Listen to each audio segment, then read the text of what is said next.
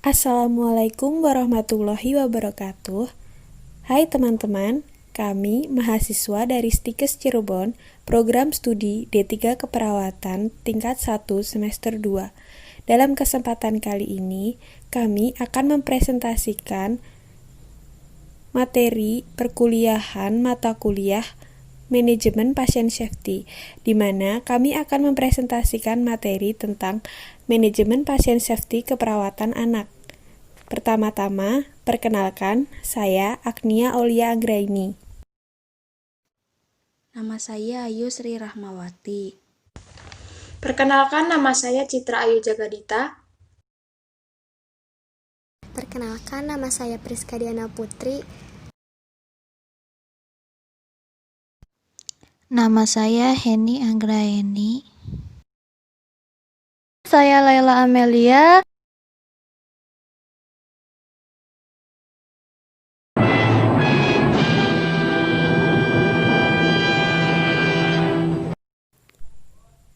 Kita mulai pembahasan yang pertama ya, yaitu A. Konsep pasien safety.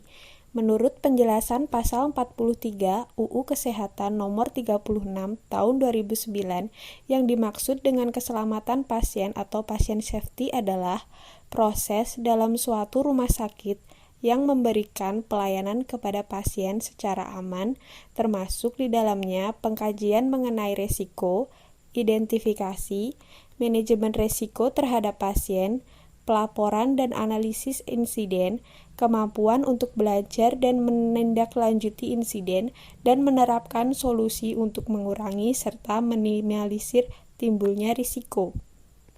Yang dimaksud dengan insiden keselamatan pasien adalah keselamatan medis atau medical errors, kejadian yang tidak diharapkan atau adverse event, dan nyaris terjadi atau near miss. Selanjutnya, B. Konsep penetapan tarif dalam manajemen rumah sakit. Tarif adalah nilai suatu jasa pelayanan yang ditetapkan dengan ukuran sejumlah uang berdasarkan pertimbangan bahwa dengan nilai uang tersebut, sebuah rumah sakit bersedia memberikan jasa pada pasien. Tarif rumah sakit merupakan aspek yang sangat diperhatikan oleh rumah sakit swasta juga oleh rumah sakit milik pemerintah. Pada sistem ekonomi yang berbasis pada keseimbangan pasar, jelas bahwa subsidi pemerintah tidak dilakukan atau terbatas pada masyarakat miskin. Akibatnya, tarif dibiarkan sesuai dengan permintaan pasar.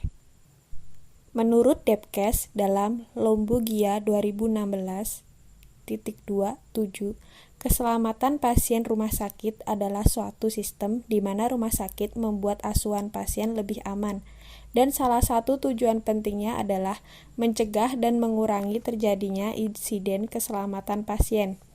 Perilaku perawat yang tidak menjaga keselamatan atau berkontribusi terhadap situasi yang cepat memburuk, gagal mengenali apa yang terjadi dan mengabaikan informasi klinik penting yang terjadi pada pasien dapat mengancam keselamatan pasien. Selanjutnya, C. Pasien safety dalam keperawatan anak. Anak merupakan masa di mana organ-organ tubuhnya belum berfungsi secara optimal, sehingga anak lebih rentan terhadap penyakit.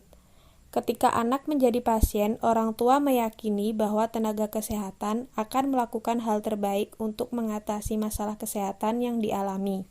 Oleh karena itu, tenaga kesehatan memiliki tanggung jawab terhadap pengobatan dan perawatan pasien, termasuk keamanan pasien selama berada di rumah sakit atau yang dikenal dengan pasien safety.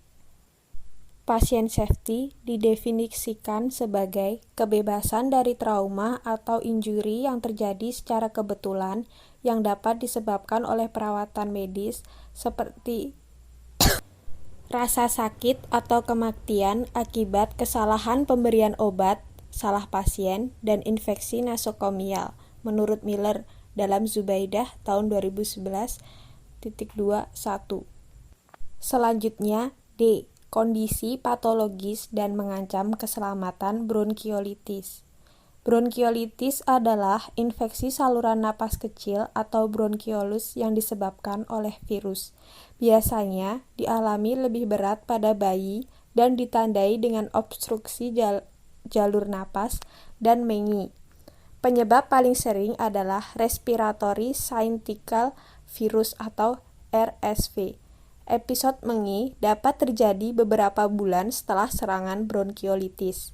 Episode pertama serangan yang biasanya paling berat terjadi paling sering pada bayi usia 2-6 bulan. Kejadian bronkiolitis dapat terjadi pada bulan pertama kehidupan dan episode berulang akan terjadi di tahun kedua kehidupan oleh virus yang sama. Epidemiologi dan etiologi. Bronkiolitis umumnya disebut sebagai disease of infancy. Umumnya mengenai bayi dengan insiden puncak pada usia 2-6 bulan. Lebih dari 80% kasus terjadi pada tahun pertama kehidupan. Patofisiologis.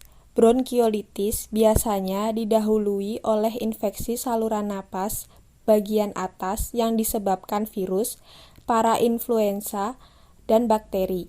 Bronkiolitis akut ditandai obstruksi bronkiolus yang disebabkan oleh edema, penimbunan lendir, serta debris-debris seluler.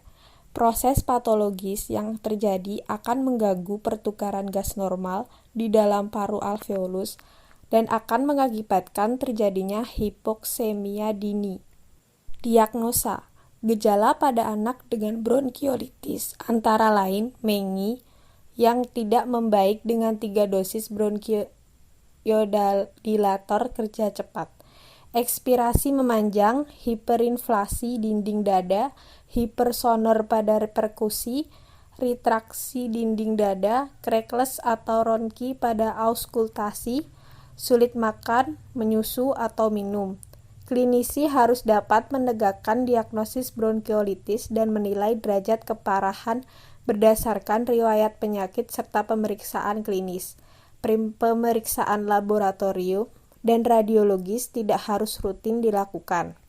Diagnosis banding. Diagnosis banding utama bronkiolitis pada anak adalah asma. Kedua penyakit ini sulit dibedakan pada episode pertama.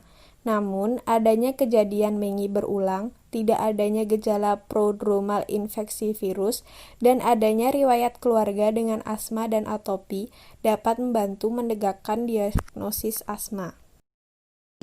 Tata laksana. Poin 1. Oksigenasi. Pemberian oksigen dilakukan pada semua anak dengan mengi dan distres pernapasan berat. Metode yang direkomendasikan adalah dengan nasal prongs, kateter nasal, atau kateter nasopharyngeal dengan kadar oksigen 30-40%. Apabila tidak ada oksigen, anak harus ditempatkan dalam ruangan dengan kelembaban udara tinggi, sebaiknya dengan uap dingin. Untuk mencairkan sekret di tempat peradangan, terapi oksigen diteruskan sampai tanpa hipoksia hilang. Penggunaan kateter nasal 2 liter per menit dengan maksimal 8-10 liter per menit dapat menurunkan kebutuhan rawat di pediatric intensive care.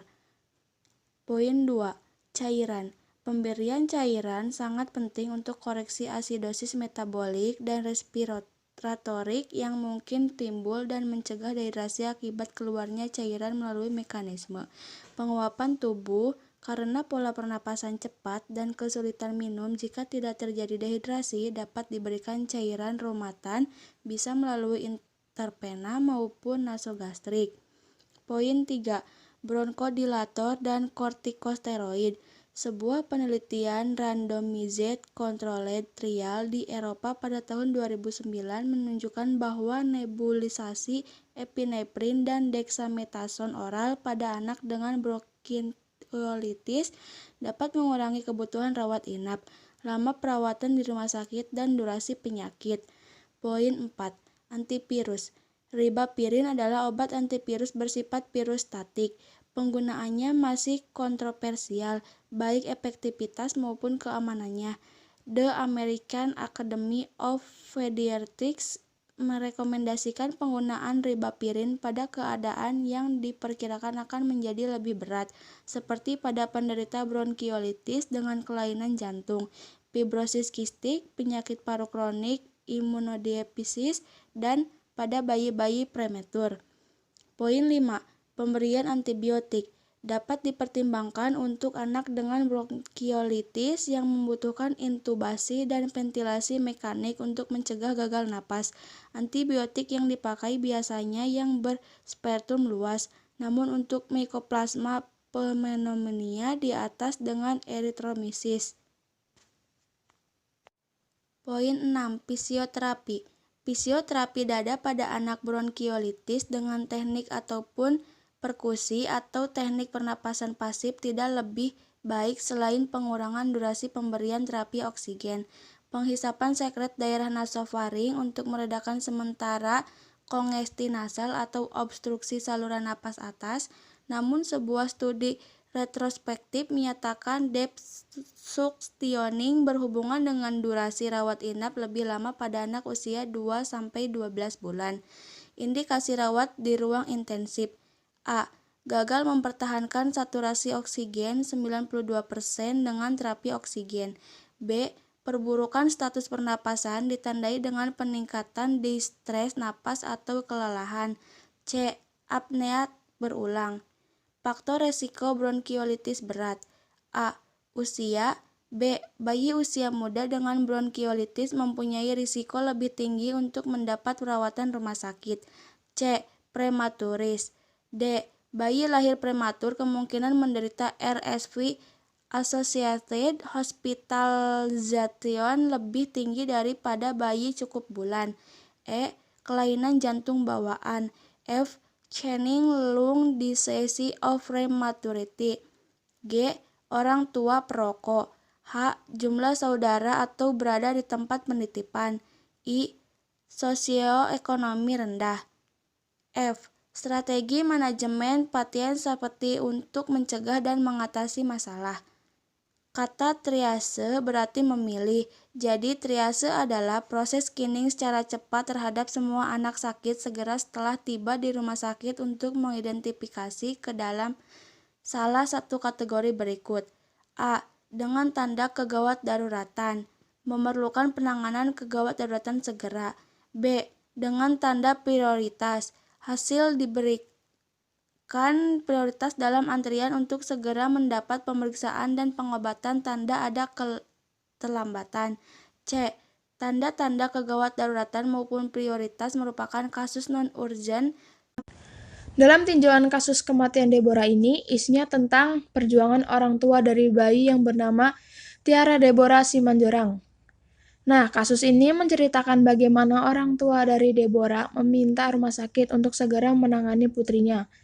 Deborah mengalami sesak nafas, nafasnya tersenggal-senggal dan batuk berdahak. Bantal Deborah juga selalu basah.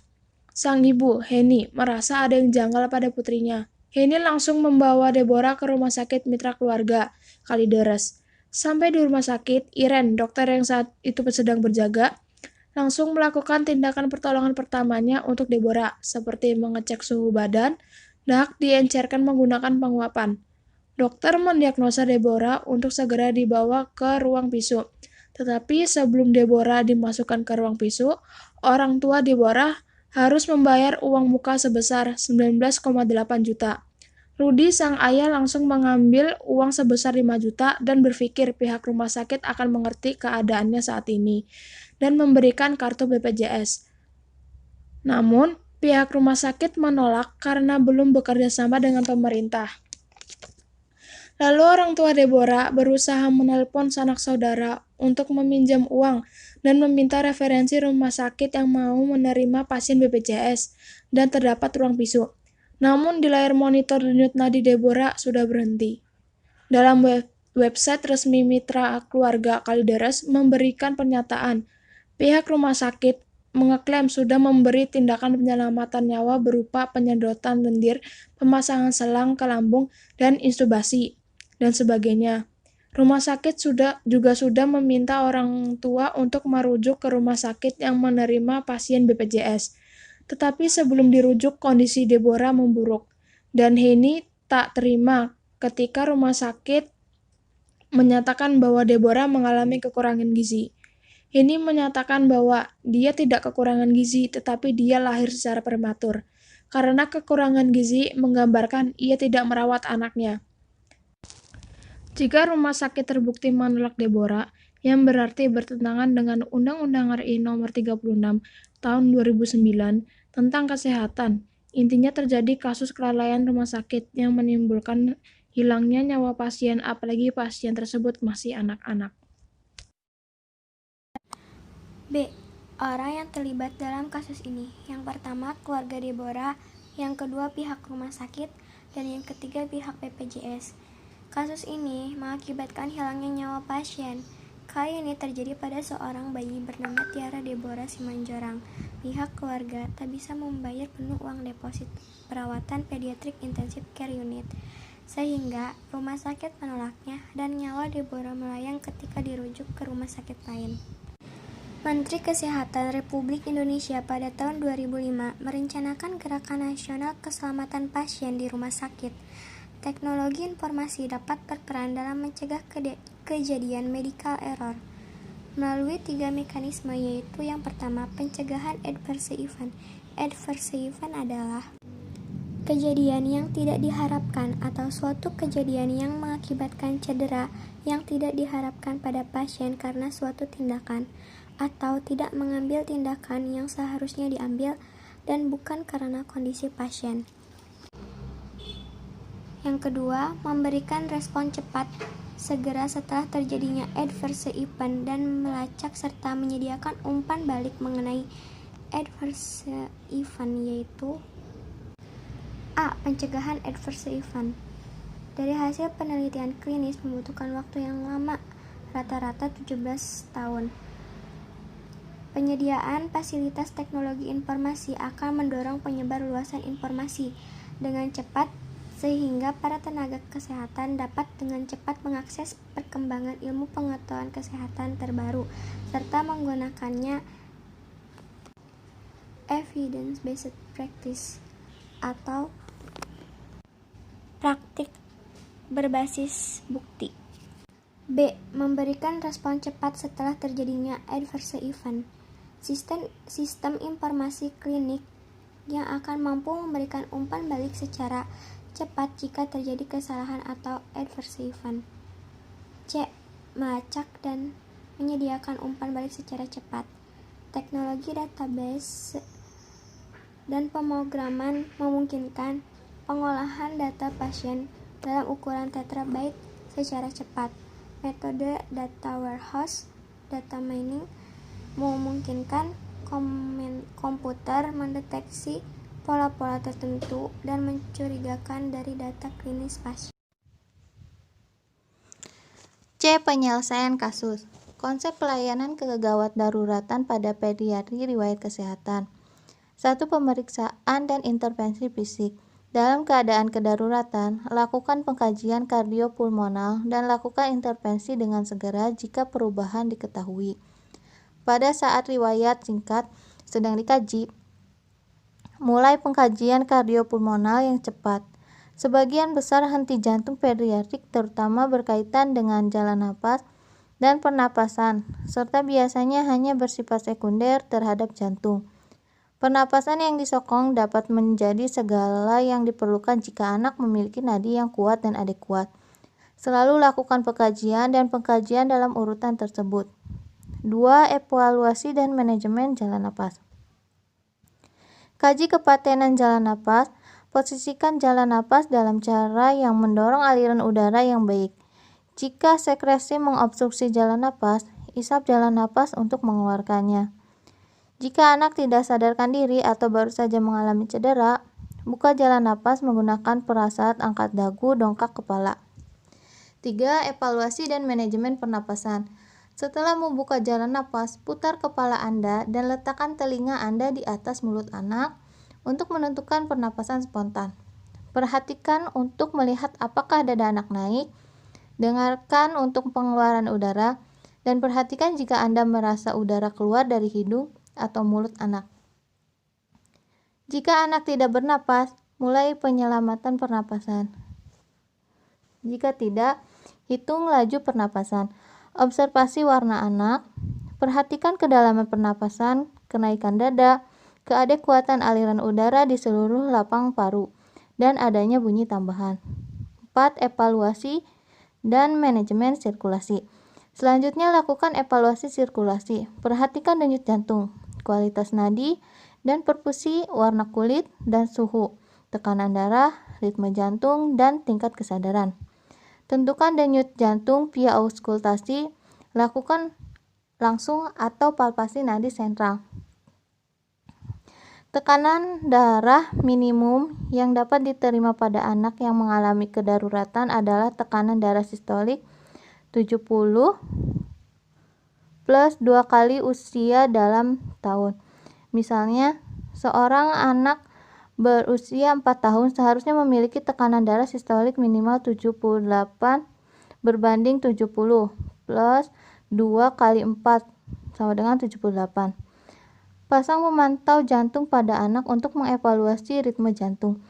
Jika sirkulasi atau perfusi terganggu, resusitasi cairan diperlukan dengan segera. Dapat akses IP dengan lubang besar dan berikan cairan isotonik secara cepat. Berikan 20 ml per kilo salin normal atau ringan laktat dalam bolus IP. Jika bayi berusia kurang dari 1 bulan, berikan 10 ml per kilo. Batasi akses perifer pada anak yang mengalami perubahan perfusi hingga 3 kali upaya atau selama 90 detik. Kemudian bantu pemasangan jarum intraoseus untuk pemberian cairan. 5. Komponen pemeriksaan fisik tambahan. Dengan segera lakukan evaluasi sensori pada anak yang lebih tua. Jika anak adalah bayi, evaluasi minatnya terhadap lingkungan dan respon terhadap orang tua bayi. Bayi yang tidak tertarik terhadap lingkungan atau tampak tidak mampu mengenali orang tuanya merupakan penyebab kekhawatiran. Evaluasi kepala anak pada bayi atau toddler yang masih muda. Palpasi fontanel anterior untuk menentukan apakah fontanel normal, lembut dan datar, tertekan atau penuh. Berikutnya, kaji permukaan mata dan reaktivitas pupil. Evaluasi untuk pergerakan ekstremitas spontan. Glasgow Coma Scale Pediatric juga dapat digunakan untuk mengevaluasi status neurologi pada anak-anak. Lepaskan pakaian anak dan periksa kulit secara menyeluruh untuk memar, lesi, atau ruam. Perhatikan deformitas ekstremitas atau distensi abdomen yang nyata. Tentukan derajat nyeri jika anak tersebut sadar dan dapat berbicara. Gunakan skala pengkajian nyeri yang sesuai usia untuk menentukan derajat nyeri anak. Jika anak berada dalam keadaan sedasi atau tidak sadarkan diri, kaji nyeri dengan skala standar. Pemeriksaan laboratorium dan diagnostik uji laboratorium dapat membantu membedakan penyebab kedaruratan atau masalah tambahan yang perlu ditangani. 6. Intervensi keperawatan tambahan. Lakukan resusitasi jantung paru jika perlu. Bantu dengan defibrilasi atau kardioversi tersinkronisasi jika perlu. Untuk defibrilasi, gunakan 2 Joule per kilogram pada awalnya. Tingkatkan hingga 4 Joule per kilogram jika perlu. Energi untuk kardioversi diberikan pada 0,5 hingga 1 Joule per kilogram. Gunakan perekat Broselow atau spray darurat individual anak untuk menentukan ukuran peralatan dan dosis obat. Obat biasanya digunakan dalam situasi henti jantung pediatrik yang didiskusikan. Kesimpulan, patient safety pada keperawatan anak merupakan upaya pencegahan injuri pada anak yang disebabkan langsung oleh pemberian pelayanan kesehatan itu sendiri.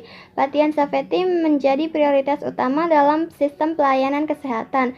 Tenaga kesehatan termasuk perawat memiliki tanggung jawab terhadap pengobatan dan perawatan anak selama berada di rumah sakit, termasuk patient safety.